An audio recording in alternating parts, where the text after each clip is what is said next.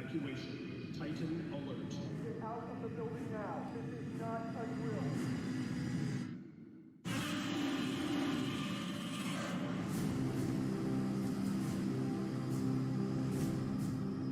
I think one of the most exciting things about doing a Godzilla movie is being able to take a different approach to Godzilla in the same way that the original films did.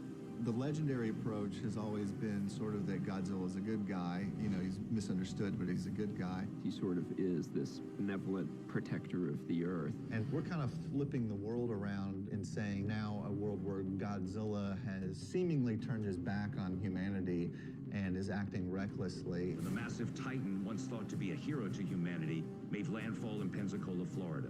This film starts after 3 years since the last encounter with the Titans. And Godzilla is on the rampage again. Why, we don't know. There's a reoccurring motif in this movie of Godzilla sort of being equatable to Jaws. So even at the beginning of the film, you know, we wanted to treat it more like Jaws approaching the shores.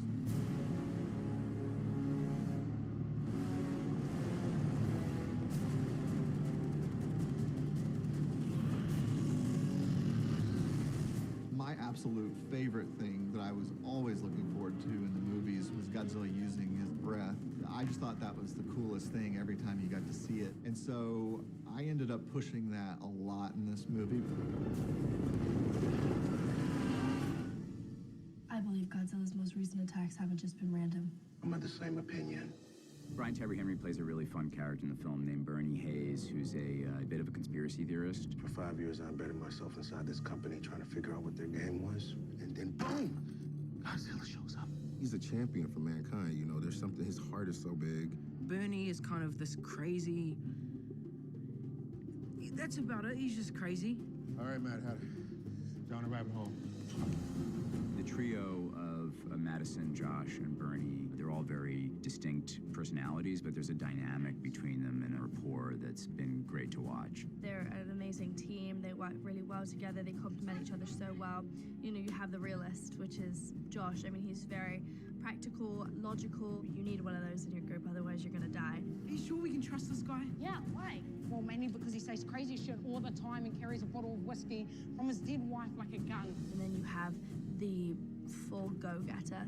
I am the go-getter. I will throw myself into, you know, if they're scared to go in first, I'll go in. I think it's romantic. And Bernie is the knowledge of the group. You know, he really holds a lot of information. He's a conspiracy theorist, so he is extremely intelligent. I would just like to know what it was like to work with the Godzilla. Is that what we're filming? Because you told me that this was a rom-com. It's not a rom-com. I never said that. That's what she said. All three of those actors are just hilarious, and they have such great chemistry together, and they're just unbelievably funny. Like when the camera's rolling, when it's not rolling, it's kind of never ending with those guys. Hey, Oakley. The two of them have actually brought out the wacky side of me, you know what I mean? Like, because we have fun. The cast has just been unbelievable, behind the scenes and on camera. You going in? Yeah. I can't wait to fight this because I'm built from it. This is like the heavyweight champion of the world fight.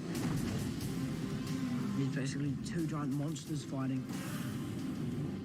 Kong has the strength, but you know, Godzilla can, like, you know, fire stuff out of it. This is the most epic battle of all time.